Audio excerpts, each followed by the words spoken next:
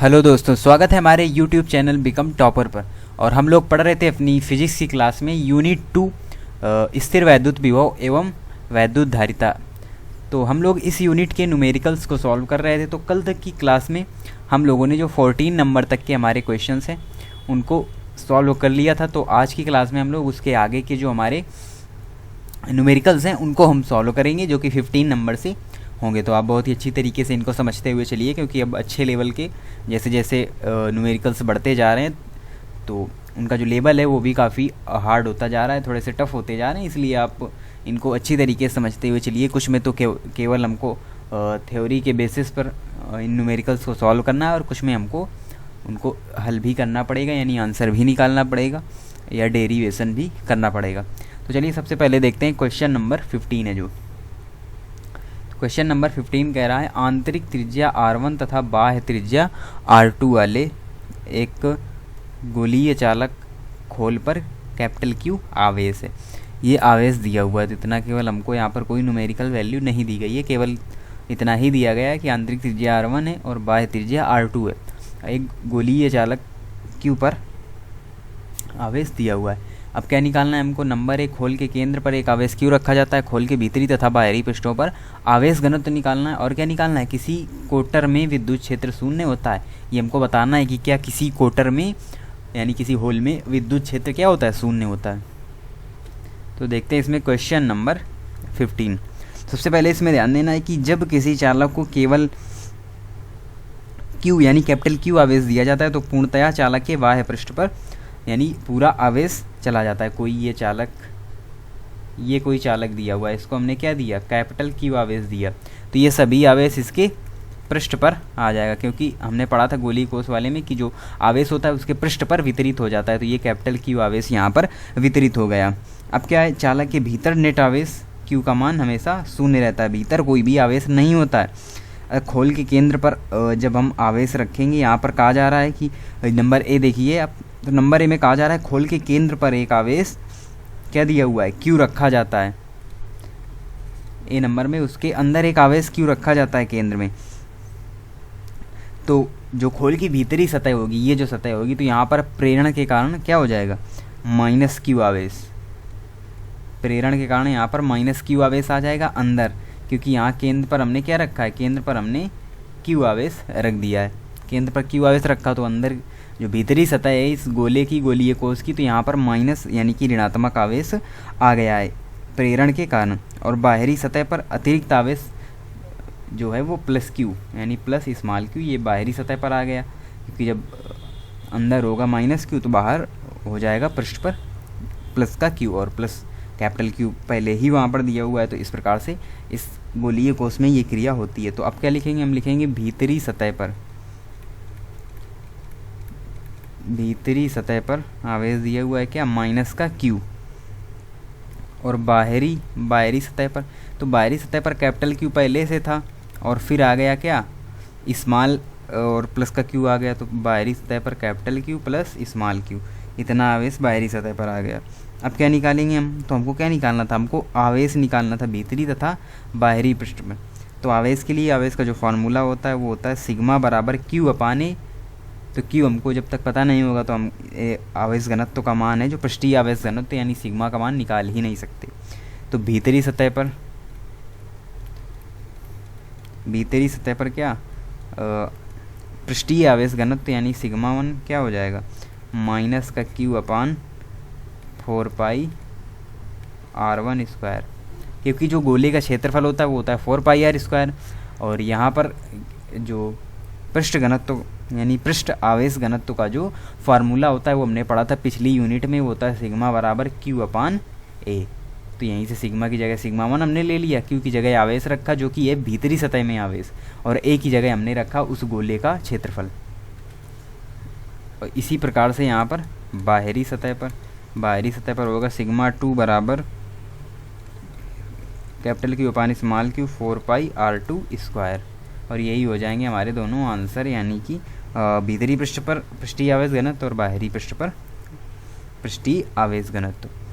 तो ये हो गया हमारा यहाँ पर ए नंबर। अब देखते हैं बी नंबर क्वेश्चन, जो कि थ्योरेटिकल है। यहाँ पर हमको क्या दिया गया है? तो अगर यहाँ पर कहा गया है बी नंबर, देखिएगा आप क्वेश्चन अपने बुक में, कि चाहे खोल हम गोलीय लें या किसी भी अनियमित आकार का हम कोई खोल ले लें, और आपको सिद्ध करना है कि कोटर में विद्युत क्षेत्र शून्य ही रहता है। यानी किसी होल में, कोटर में जो ई का मान है वो शून्य ही रहता है। ये करना है हमको, प्रूव करना है कि ऐसा क्यों होता है। तो हमने यहाँ पर जो चालक है वो गोलीय न लेकर कोई अनियमित आकार का जब हम चालक यहाँ पर ले लेंगे, तो हम अनियमित आकार का आवेश विहीन कोई अगर इस प्रकार से कोटर ले लेंगे तो उसके भीतर ई का मान शून्य नहीं होगा।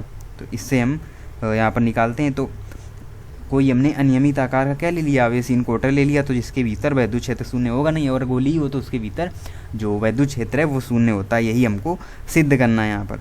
तो क्या होगा, चालक के भीतर विद्युत क्षेत्र शून्य है, तो एकांक आवेश को बंद लूप के अनुदिश ले जाया जाए तो क्षेत्र द्वारा किया गया नेट कार्य प्राप्त होगा।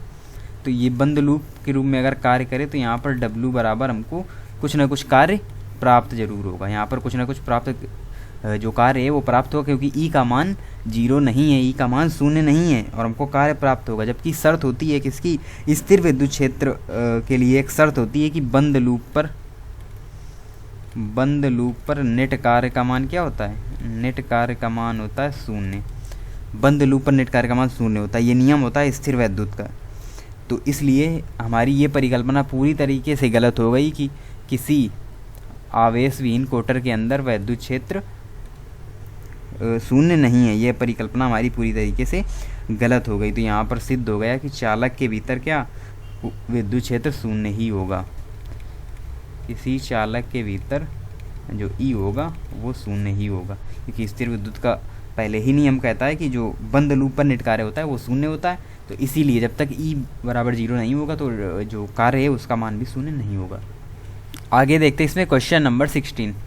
तो क्वेश्चन नंबर 16 में ए नंबर क्वेश्चन कह रहा है, दर्शाइए कि आवेशित पृष्ठ के एक पार्श्व से दूसरे पार्श्व पर स्थिर वैद्युत क्षेत्र के अभिलंब घटक में असांतत्य होता है। यानी ये हमको फॉर्मूला निकालना है वहाँ पर सिद्ध करके। और फिर नीचे ये लिखा गया है कि दर्शाइए कि चालक के ठीक बाहर विद्युत क्षेत्र क्या हो, sigma n cap upon epsilon naught हो।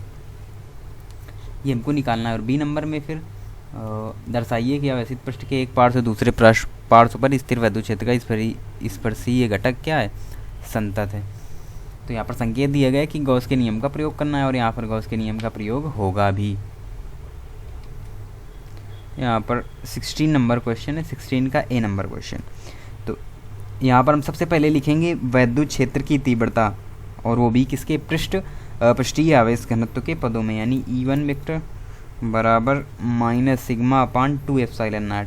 ये हमने डेरिवेशन पढ़ा था पीछे, समतल चालक चादर वाला, ये वही वाला डेरिवेशन है यहाँ पर। तो उसी से फॉर्मूला ये दिया गया है, और एन कैप इसमें और हो जाएगा। इसको मान लेंगे समीकरण नंबर 1।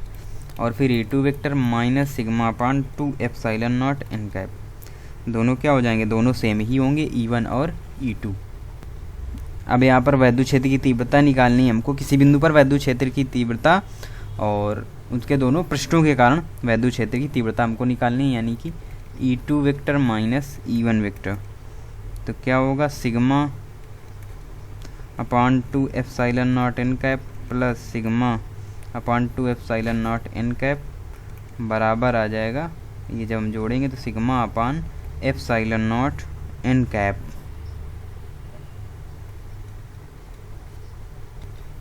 अब यहाँ पर करेंगे किसी जो चालक के अंदर यानी वैद्युत क्षेत्र E1 का मान क्या होगा, E1 का मान होगा 0। तो यहाँ से क्या निकलेगा, E2 वेक्टर या इसे ही E वेक्टर हम मान लेंगे, जो कि निकलेगा sigma upon epsilon not an cap. तो ये हमको सिद्ध करना था क्या, चालक के बाहर वैद्युत क्षेत्र का मान। तो ये आ गया हमारा चालक के बाहर वैद्युत क्षेत्र का मान। तो ये इस क्वेश्चन का ए नंबर क्वेश्चन है, जो कि हमने प्रूव कर लिया। और अब है इसका आगे बी नंबर, जिसमें हमको क्या बताना था। तो इसमें हमको बताना था, दर्शाइए कि आवेशित पृष्ठ के एक पार्श्व से दूसरे पार्श्व पर स्थिर वैद्युत क्षेत्र का स्पर्शीय घटक क्या है, संतत है। तो आवेशित पृष्ठ के एक ओर से दूसरी ओर जाने पर स्थिर विद्युत क्षेत्र का जो स्पर्श रेखीय घटक है वो क्या होगा, सर्वथा शून्य होगा। यानी 0 के बराबर होगा जो स्पर्श रेखीय घटक है स्थिर विद्युत क्षेत्र का। या पृष्ठ के विभिन्न बिंदु अलग अलग विभवों पर होंगे तथा धनावेश पृष्ठ के अनुदिश उच्च विभव से निम्न विभव के बिंदुओं की ओर गति करता रहेगा। तो इससे हमको पता चलता है कि ये क्या है, संतत है।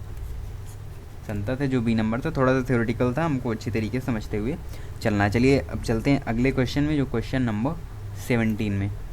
तो क्वेश्चन नंबर 17 क्या है? क्वेश्चन नंबर 17 है, रैखिक आवेश लैम्डा वाला एक लंबा आवेशित बेलन एक खोखले समाक्षीय चालक बेलन द्वारा घिरा है। दोनों बेलनों के बीच स्थानीय विद्युत क्षेत्र क्या होगा? ई का मान पूछा गया। तो ये पूरी तरीके से डेरिवेशन है जिसको हम पीछे पढ़ चुके हैं। आपने एक ये डेरिवेशन पढ़ा होगा, ई बराबर lambda upon 2 pi epsilon naught r, यही मान इसका आएगा। और ये सेम डेरिवेशन हम कर चुके हैं पिछले वाली यूनिट में, यानी गॉस के जो अनुप्रयोग थे वहाँ पर हमने एक जो तार वाला एक डेरिवेशन किया था, तो वो सेम टू सेम यहाँ पर दिया हुआ है। बहुत सारे सवाल पिछली यूनिट के यहाँ पर दिए हुए हैं जिनको हमको देखते और समझते हुए चलना है। तो हमको ये सब चीज़ें पीछे से तैयार करनी, यानी डेरिवेशन हम इसका कर चुके हैं, तो बार बार इसमें हमको टाइम ख़राब करने की कोई ज़रूरत नहीं है। ये डेरिवेशन ही दिया हुआ है जिसको एक न्यूमेरिकल के रूप में यहाँ दे दिया गया है। अब चलिए देखते हैं आगे क्वेश्चन नंबर 18।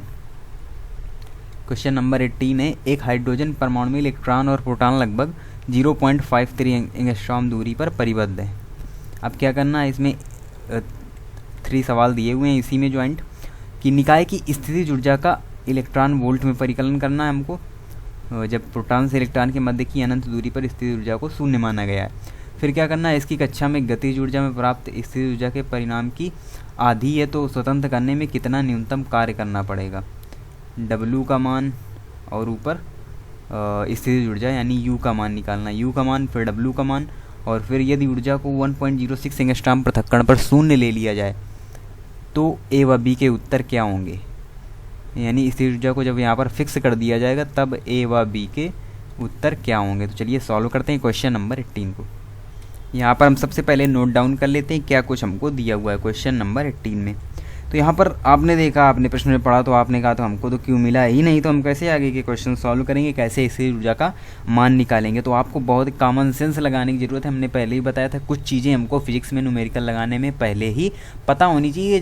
जनरल सी बातें हम 9th 10th सभी जगह पढ़ते रहते हैं, तो हमको ये सभी चीज़ें अपने आप से लर्न होनी चाहिए। जैसे कि हम यहाँ पर जो Q1 Q2 लेंगे तो Q1 होगा, यहाँ पर ऊपर क्वेश्चन में देखिएगा, एक हाइड्रोजन परमाणु में इलेक्ट्रॉन तथा प्रोटॉन लगभग 0.53 एंगस्ट्रॉम दूरी पर परिबद्ध है।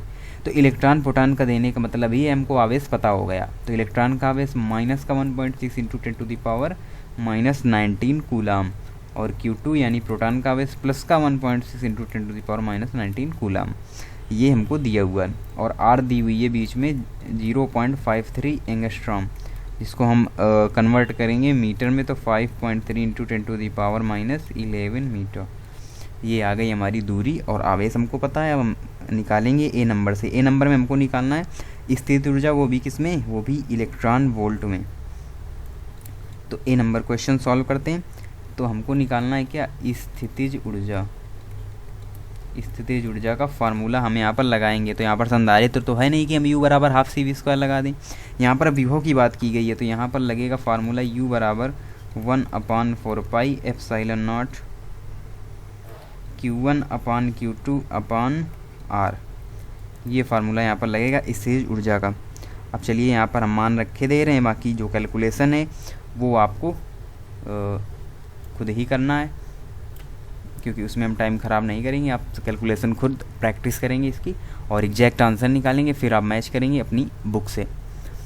तो यहाँ पर U बराबर हो जाएगा, हम मान भी रखे दे रहे हैं यहाँ पर 9 इंटू 10⁻9, और ऊपर होगा 1.6 से एक माइनस में होगा इंटू 10⁻⁻19 इंटू 1.6 इंटू 10⁻⁻19, और नीचे 5.3 इंटू 10⁻11।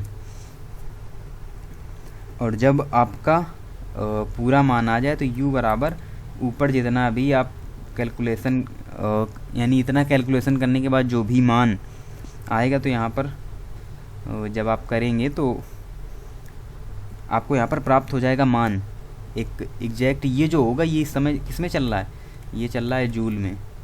स्थिर ऊर्जा, कार्य सभी बराबर होते हैं, सभी ये जूल में चल रहा है। लेकिन हमको एग्जैक्ट आंसर किस में चाहिए, हमको आंसर का जो मान है वो किस में निकालना है, वो निकालना है हमको इलेक्ट्रॉन वोल्ट में। तो जो भी मान आए उसमें हमको क्या कर देना है, 1.6 इंटू 10⁻⁹ कूलाम का क्या दे देना है, भाग दे देना है। तो ये बन जाएगा किसमें, इलेक्ट्रॉन वोल्ट में बन जाएगा। यानी कि हम डायरेक्ट अगर इसको लिखना चाहें तो चलिए फाइनली हम एक बार फिर उस समीकरण को लिखे दे रहे हैं जो कि होगा इलेक्ट्रॉन वोल्ट में। आपको कुछ भी नहीं करना है, आपको सिर्फ और सिर्फ उसको कैलकुलेट करना है। तो 9 into 10⁻9 into 1.6 into 10⁻⁻19 into 1.6 into 10⁻⁻19, इतना हमारा क्या है, पहले ही दिया हुआ है 5.3 इंटू 10⁻⁻11, इतना पहले हमारा दिया हुआ है। और ये है जूल में, यानी ये जूल में दिया हुआ है। लेकिन जैसे ही हमको अगर इसको इलेक्ट्रॉन वोल्ट बनाना है, ये यहाँ पर माइनस है जिससे किसी ऊर्जा माइनस आएगी, और अगर हमको इलेक्ट्रॉन वोल्ट में बनाना है तो 1.6 इंटू 10⁻⁻19 का भाग दे देते हैं। तो ये बन गया किसमें, इलेक्ट्रॉन वोल्ट में। तो अब जो फाइनल आंसर आएगा हमारा वो आएगा किसमें, इलेक्ट्रॉन वोल्ट में। तो ये दिया हुआ है, आपको सिर्फ और सिर्फ इसका क्या करना है, कैलकुलेशन करना है, और आपको जो मान आएगा वो इलेक्ट्रॉन वोल्ट में आपको यहाँ पर प्राप्त हो जाएगा। यानी U बराबर स्थितिज ऊर्जा वो भी निकलेगी क्या, ऋणात्मक। और इस जगह आपको मान निकालना है, फिर आपको बुक से मैच करना है। अगर आप फिर भी नहीं लगा पाते हैं तो फिर आप कमेंट बॉक्स में कमेंट कीजिएगा, तो हम इसको डाउट सेशन में बता देंगे। कुछ वैसे बताने को इसमें कुछ है ही नहीं, सिर्फ और सिर्फ आपको कैलकुलेशन करना है। हमने सब कुछ बता दिया, ऊपर समझा भी दिया, और जूल को इलेक्ट्रॉन वोल्ट में कैसे बदलते हैं वो भी हमने बता दिया। जूल टू इलेक्ट्रॉन वोल्ट, तो भाग देना है किससे, 1.6 इंटू 10⁻⁻19, इलेक्ट्रॉन की आवेश से भाग देना है, बन जाएगा इलेक्ट्रॉन वोल्ट। तो ये प्रोसेस होता है, ये आपको याद रखना है, ये हमने बता भी दिया और मान रख भी दिया। सिर्फ और सिर्फ आपको कैलकुलेशन करना है, तो इतना आपको स्वयं करके निकालना है। अब देखते हैं इसका हम बी नंबर पार्ट, यानी बी नंबर में हमको निकालना है आवश्यक कार्य, यानी किया गया कार्य W का मान। तो U हमारा मिल चुका हमको, यानी U हमारा जो निकलेगा ऊपर से ये हमको मिल गया। उसके बाद हम क्या निकालेंगे, उसके बाद हम निकालेंगे K का मान। तो K बराबर क्या होगा, और वहाँ पर दिया हुआ है क्वेश्चन में कि जो गतिज ऊर्जा है वो स्थितिज ऊर्जा की आधी है, यानी स्थितिज ऊर्जा U है तो K U/2 है। तो जो स्थितिज ऊर्जा दी हुई है उसकी आधी है, और यहाँ पर माड लगा के U लिख देंगे। माड का मतलब है कि हमको माइनस चिन्ह नहीं लेना है। तो चलिए अब हमको क्या करना पड़ेगा, तो अब हाफ U, ये तो क्वेश्चन के अनुसार हम निकल लिया। तो हमको अगर हमको कार्य निकालना है तो हमको जो स्थितिज ऊर्जा है और गतिज ऊर्जा है, दोनों ऊर्जाओं का मान क्या होना चाहिए, पता होना चाहिए, तभी हम यहाँ पर आवश्यक कार्य निकाल पाएंगे। क्योंकि इनका तीनों का योग, किया गया कार्य, स्थितिज ऊर्जा, गतिज ऊर्जा, तीनों का योग 0 के बराबर होगा, यानी मुक्त होने के बाद इलेक्ट्रॉन की जो ऊर्जा होगी उसके बराबर होगा। क्योंकि अभी हमने परमाणु वाला चैप्टर पढ़ा नहीं है, तभी ये चीज़ें हमको समझने में थोड़ी सी प्रॉब्लम होगी। लेकिन यहाँ पर सिर्फ और सिर्फ हमको न्यूमेरिकल सॉल्व करना है। उसके बाद हम जब वो यूनिट पढ़ेंगे परमाणु वाली, तो हमको ये कॉन्सेप्ट और अच्छी तरीके से क्लियर हो जाए, क्योंकि वहाँ पर परमाणु के न्यूमेरिकल्स भी हम सॉल्व करेंगे। तो चलिए यहाँ पर फिर क्या होगा फार्मूला, तो ये फार्मूला होगा W + U + K बराबर 0। हमको निकालना है मान W का, तो -U - K। इस फार्मूले से ही हमको क्या मिल जाएगा, हमको मिल जाएगा W का मान। हम यहाँ पर सिर्फ और सिर्फ आपको हिंट दे रहे हैं, आपको जो आंसर है आपको स्वयं निकालना होगा। आप करके देखिए, अगर नहीं आता तो हम फिर आपको दोबारा बता देंगे क्वेश्चन, लेकिन अभी आपको करना है, क्योंकि हमको U ऊपर निकालना ही पड़ेगा। और U हमको जब तक पता नहीं होगी, हम नीचे जो से लिंक वाले क्वेश्चन दिए हुए हैं उनके सॉल्व नहीं कर पाएंगे। इसलिए आपको ये सभी चीज़ें करते हुए चलना है, यानी आपको स्वयं इनका मान निकालना होगा। तो यहाँ पर अब W का मान आ गया, तो U, और जितना U आएगी उसका आधा हमको K ले लेना है। दोनों को आपस में क्या कर देना है, माइनस माइनस लेके दोनों को आपस में वहाँ पर हमको घटा देना है। तो मान आ जाएगा इस प्रकार से। W का मान भी हम निकाल लेंगे, और यहाँ पर कोई ऐसी हमको वो नहीं दी हुई है कि इसका मान हम जूल में ही निकालें, लेकिन यहाँ पर भी जो मान है वो निकलेगा इलेक्ट्रॉन वोल्ट में, क्योंकि ऊपर हमने जो स्थितिज ऊर्जा ली है वो इलेक्ट्रॉन वोल्ट में ही ली है। इसी का जो C नंबर पार्ट है, तो उसमें केवल क्या किया गया है, जो R का मान है वो यहाँ पर बदल दिया गया, यानी R बराबर 1.06 इंटू 10⁻⁻10 मीटर ले लिया गया है, यानी 1.06 एंगस्ट्रॉम केवल यहाँ पर ले लिया गया है। आर का मान बदला गया है, और आर का मान यानी इस आर के मान पर हमको क्या निकालना है, इस आर के मान पर हमको यू का मान निकालना है, जो कि होगा यू डैश। तो यहाँ पर अलग स्थिति जो निकलेगी, ऊपर हमने निकाला तो आर का मान हमने वहाँ पर 0.53 लिया था, जो हमको दिया गया था। ठीक है, तो इससे हमको क्या निकाल लेना है, यू डैश निकाल लेना है, और फिर यू डैश निकालने के बाद हमको क्या करना है, यू डैश को शून्य मान लेना है। यू डैश को शून्य मान के फिर हमको यहाँ पर यू डैश निकाल लेना है, फिर हमको डब्ल्यू निकाल लेना है। तो दोनों मान हमको मिल जाएंगे ऊपर वाले, जब हम ए और बी कर लेंगे। तो यहाँ पर सी पर कहा गया है कि अगर हम दूरी केवल वहाँ पर बदल दें तो ए और बी के मान क्या होंगे। तो ए और बी के मान फिर पुनः निकाल देने हैं इस दूरी पर। आपको इतना केवल और केवल करना है, तो आप ज़रूर कर लेंगे। आपको अपनी तरफ से थोड़ा सा प्रयास करना है इन क्वेश्चन को करने का। अब देखते हैं आगे क्वेश्चन नंबर 19। क्वेश्चन नंबर 19 है, यदि H2 अणु के 2 में से एक इलेक्ट्रॉन को हटा दिया जाए तो हमें हाइड्रोजन आणविक आयन H2+ प्राप्त होगा। H2+ की निम्नतम अवस्था में 2 प्रोटॉनों के बीच की दूरी 1.5 एंगस्ट्रॉम है, और इलेक्ट्रॉन प्रत्येक प्रोटॉन से लगभग 1 एंगस्ट्रॉम की दूरी पर है।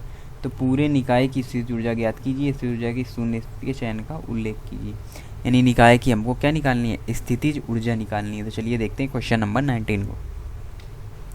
तो चलिए देखते हैं क्वेश्चन नंबर 19। तो इसमें एक फिगर के माध्यम से हम समझें, क्योंकि हमको एक निकाय बनाना है जिसमें एक इलेक्ट्रॉन ऊपर रखा हुआ है, यानी बिंदु सी पर एक इलेक्ट्रॉन है और ये दोनों प्रोटॉन है। ए और बी पर हमने प्रोटॉन रखा है, ए और बी सीट्स पर। तो हमने इस प्रकार से क्या बनाया, फिगर बनाया, और जो बीच की दूरी दी हुई है 2 प्रोटॉनों के बीच की दूरी 1.5 एंगस्ट्रॉम है। 2 प्रोटॉनों के बीच की दूरी हमने लिख भी दी 1.5 एंगस्ट्रॉम। अब क्या करना है, पूरे निकाय की हमको स्थितिज ऊर्जा निकालनी है। तो हम आपको बता रहे हैं किस प्रकार से इसको निकालना है। तो स्थितिज ऊर्जा का फॉर्मूला होता है U बराबर 1/4πε0 Q1 Q2/R।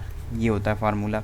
तो पूरे निकाय के लिए हम क्या करेंगे, तो पूरे निकाय के लिए यानी जो परिणामी स्थितिज ऊर्जा होगी वो होगी U बराबर UA + UB, यानी UAB + UBC + UCA।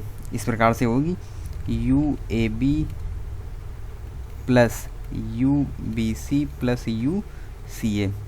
तो ये स्थितिज ऊर्जा हो गई परिणामी। तो इनमें केवल हमको क्या रख देना है, फार्मूला रख देना है, फिर उनकी वैल्यू रख देनी है, और बस हमारा मान आ जाएगा। तो हम थोड़ा सा हिंट दिए दे रहे हैं, बाकी जो कैलकुलेशन पोर्शन है वो आपको स्वयं करना होगा। यहाँ पर तो UAB क्या है 1/4πε0, और Q1 Q2 क्या है E × E। इसको ब्रैकेट में रखें क्योंकि वहाँ पर आगे माइनस होगा, यहाँ तो दोनों प्लस हैं, अपान AB। AB के बीच की दूरी ये जो दी हुई है प्लस 1/4πε0 E × -E अपान BC प्लस 1/4πε0 -E × E अपान CA। ये दी हुई है। तीनों क्या करना है, तीनों में हमको मिल जाएगा E² कॉमन और 1/4πε0 कॉमन, 1.6 × 10⁻⁻19 का होल स्क्वायर, ये हमको मिल गया। और फिर इलेक्ट्रॉन का माइनस में भी लेंगे तो वो B² में सब प्लस ही हो जाएगा, तो कोई इसका इशू है नहीं। बस जो अंदर हमारा बचेगा वो क्या बचेगा, AB का मान यानी 1/AB -1/BC -1/CA। तो ये AB का मान है 1.5 एंगस्ट्रॉम और BC बराबर CA का मान है 1 एंगस्ट्रॉम। ठीक है, तो यही मान हमको यहाँ पर क्या है रख देने हैं नीचे, और बस सिर्फ और सिर्फ क्या कर लेना है, सिर्फ और सिर्फ कैलकुलेशन कर लेनी है। यही AB BC और CA के मान यहीं पर रख देने हैं और हमको कैलकुलेशन कर लेनी है। तो जो निकाय की कुल स्थितिज ऊर्जा हमको प्राप्त हो जाएगी। कुल U बराबर हमको यहाँ पर प्राप्त हो जाएगी। तो ये मिलेगी हमको जूल में, यूनिट का आपको याद रखना है, ये हमको मिलेगी जूल में। अगर हमको इसको बनाना है किस में, इलेक्ट्रॉन वोल्ट में, तो हम भाग दे देंगे 1.6 × 10⁻⁻19 का यहाँ पर भाग दे देंगे तो ये बन जाएगी हमारी इलेक्ट्रॉन वोल्ट में। तो आप किसी में भी निकाल सकते हैं, दोनों में आपके सही मानी जाएगी। जब स्पेशल रूप से कह दिया जाए कि हमको इलेक्ट्रॉन वोल्ट में ही इसको निकालना है तो फिर आपको इलेक्ट्रॉन वोल्ट में ही निकालना पड़ेगा। और अगर आप सामान्यतया कर रहे हैं तो फिर आप जूल में भी निकाल सकते हैं और इलेक्ट्रॉन वोल्ट में भी निकाल सकते हैं। चलिए देखते हैं क्वेश्चन नंबर 20 को। 20 नंबर क्वेश्चन है यहाँ पर, ए और बी त्रिज्याओं वाले दो आवेशी चालक गोले एक तार द्वारा एक दूसरे से जोड़े गए हैं। दोनों गोलों के पृष्ठों पर विद्युत क्षेत्रों का अनुपात क्या होगा, यानी E1 अनुपात E2 निकालना है हमको। और प्राप्त परिणाम को समझाने में प्रयुक्त कीजिए किसी एक चालक के तीज और नुकीले सिरों पर आवेश घनत्व चपटे भागों की अपेक्षा अधिक होता है। यानी कि हमको क्या निकालना है, हमको निकालना है सिग्मा वो भी किसमें, नुकीले सिरों पर जो सिग्मा होता है आवेश घनत्व होता है चपटे भागों की अपेक्षा अधिक होता है। और कारण भी बताना है क्यों। तो ये हमको निकालने हैं दो क्वेश्चंस हमको करने हैं, जो कि थ्योरेटिकल एक फार्मूला टाइप हमको प्राप्त होगा, उसी से हमको ये सिद्ध करना है। एक संबंध, एक रिलेशन हमको यहाँ पर बताना है। तो चलिए करते हैं सवाल नंबर 20 को।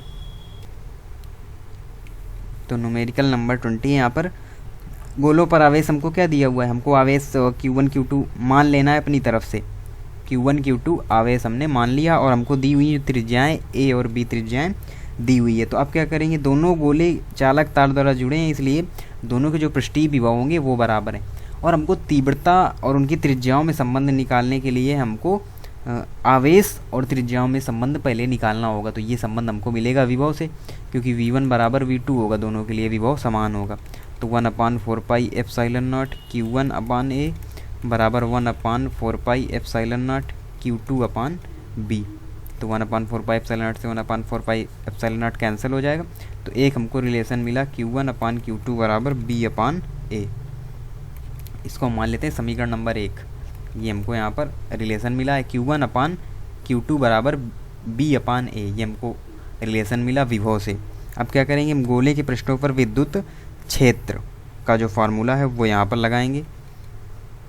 तो ये होगा E1 बराबर 1/4 पाई epsilon not Q1 upon A square, क्योंकि वो तो R स्क्वायर होता है विद्युत क्षेत्र की तीव्रता का फार्मूला। E2 बराबर 1/4 पाई epsilon not Q2 upon B square. ये हो गए विद्युत क्षेत्र की तीव्रता के फार्मूले। अब Q1 अब क्या करना है, इन दोनों का आपस में डिवाइड कर देना है, यानी E1 अपान E2 कर देना है।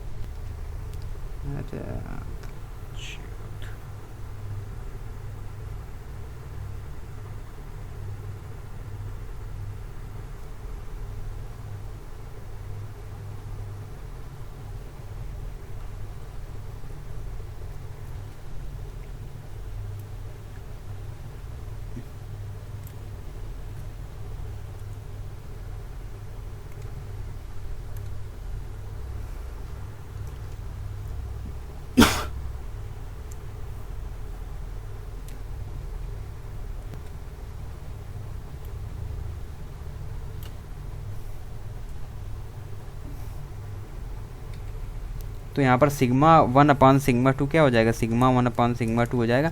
Q1 अपान Q2 का मान ऊपर से रख देंगे, A अपान B। तो यहाँ पर भी आ जाएगा, हमको सेम मिलेगा B अपान A। फाइनल जो हमको मिलेगा यहाँ पर वो मिलेगा सिग्मा 1 अपान सिग्मा 2। यानी कि यहाँ पर हम ये भी कह सकते हैं, अगर हम इसको शाब्दिक अर्थों में लिखें, कि जो आवेश पृष्ठ घनत्व यानी सिग्मा अनुक्रमानुपाती 1 अपान वक्रता त्रिज्या, या जो त्रिज्या दी हुई है वो यहाँ पर होगा। तो ये आवेश पृष्ठ घनत्व है, ये अनुक्रमानुपाती है 1 अपान, क्योंकि यहाँ पर देखिए उल्टा हमको रिलेशन मिला है। अगर A अपान B मिलता तो ये प्रोपोर्शनल टू डायरेक्ट होता, लेकिन यहाँ पर 1 के अपान में होगा।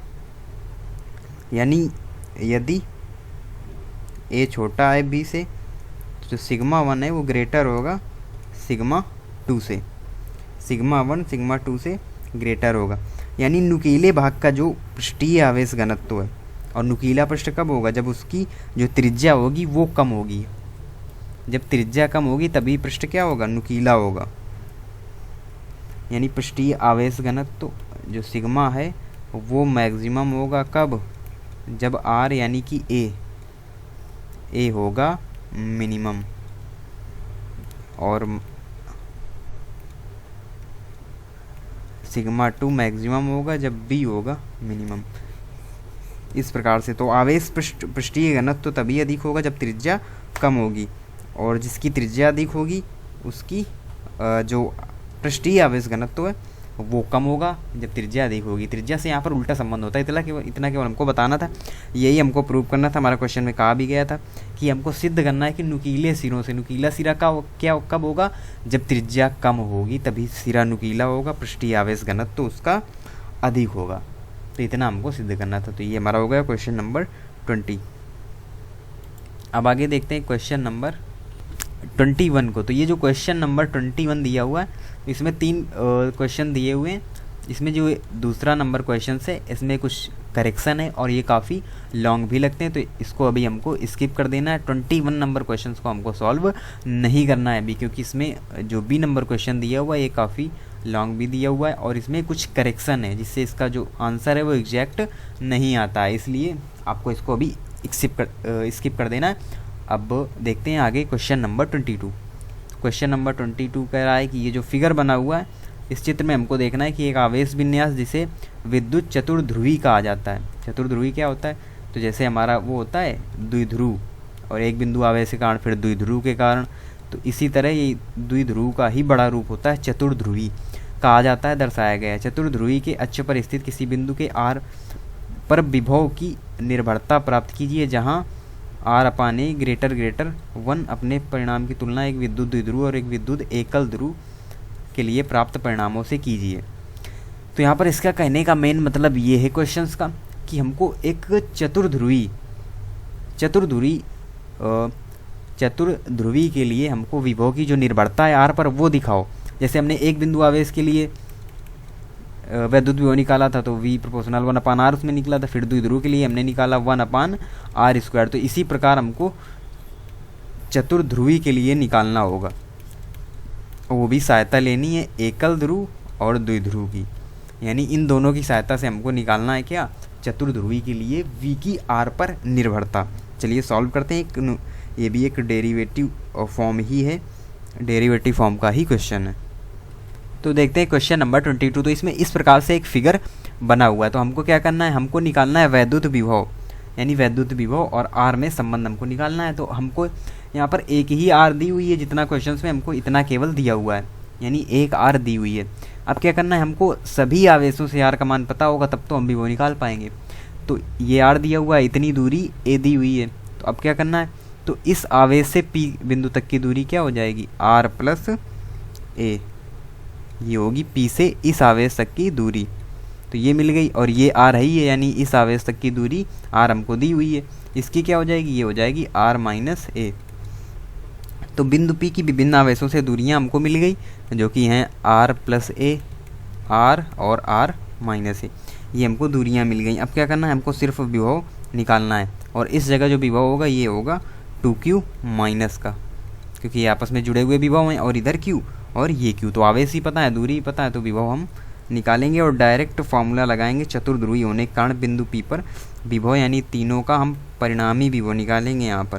तो 1/4πε0 पहले ही कॉमन हो गया, और कोष्ठक में सभी का योग करेंगे तो Q/R, तो R - A। या हम इधर से भी शुरू कर सकते हैं, कोई दिक्कत नहीं है।